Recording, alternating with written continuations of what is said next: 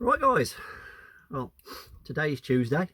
We're going to get this video out for you tonight, and we're sitting in the motorhome, myself and Rob the builder. You probably saw the other day I put a video out to say that the motorhome was running like a bag of spanners or something like that, Rob. Running like a pig, wasn't it? Running like a pig. Yeah. And that we weren't going to Derbyshire anymore in it because it just weren't running. And then you probably saw, confusingly, a video yesterday where we were in Derbyshire.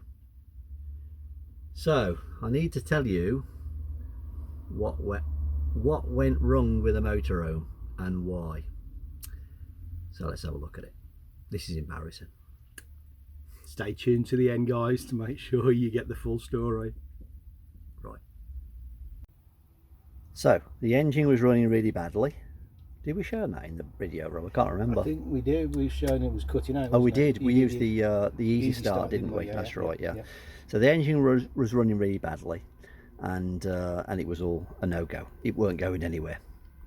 And then I went to bed, and I was trying to rack my brains. What has happened since we went to Lincolnshire? And the only thing that had happened is that the sunshine had come down really heavily, and we'd put in a CB radio. Rob put CB radio in. No, I'm not blaming Rob. No. I did. I actually mounted the CB radio. I did mount it. You did mount that, yeah. You did mount I didn't wire it up. No, you didn't wire it up. So the sun had come out and the CB radio had been put in. That were the only two things that had happened. And then since that, the bloody thing wouldn't run. So I was lying there in bed night after night, wondering trying to go through the sequence of events. What has happened? I just couldn't get it.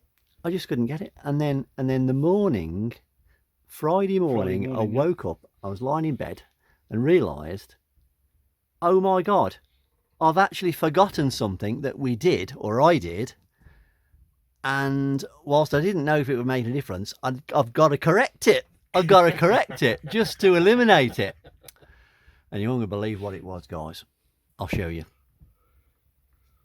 So this is the inline fuse for the CB radio.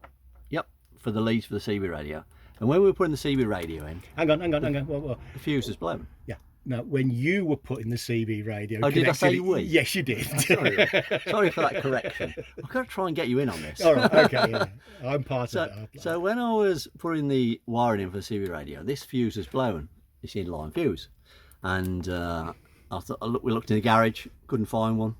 I had to find one from somewhere, and eventually I found one. And the only one I could find out of the whole garage was this fuse right here. In fact, not from the garage, but from the motorhome.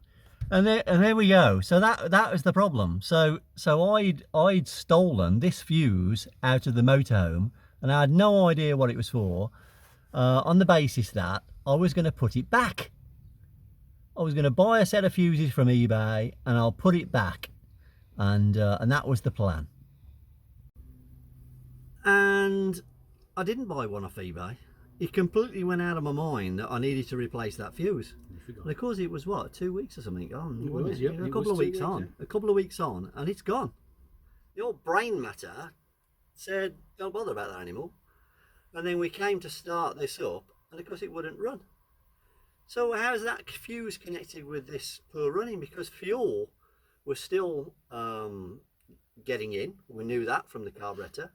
We knew there wasn't an ignition problem because Carl from Roaming in Raymond, thank you Carl, had given us that advice to use the easy start, and if it ran on the easy start, then that meant all the ignition circuit was working fine, which it was. So what was it? Well, I'll show you. Don't know exactly what this does, but this was the problem. So with the fuse in, that light comes on. Emissions light comes on, and I'd realised that without the fuse in, it actually wasn't working. So that was the first problem.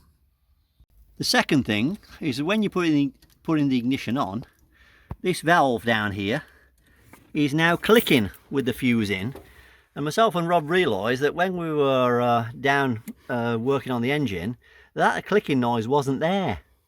So so yeah, putting that fuse in enabled this valve, whatever that valve is for. It's something to do with the emission circuit. So yeah, in a nutshell, guys, that was it.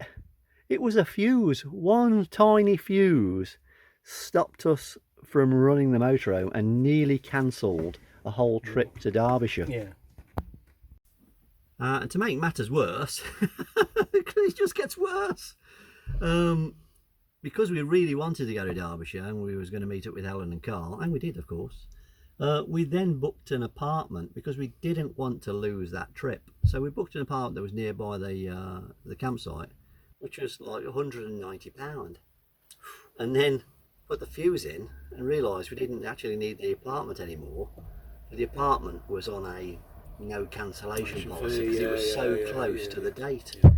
So as it's turned out, we've still got the apartment, and we've rearranged that date for September, so we'll get away anyway without the motorhome, just to the Peak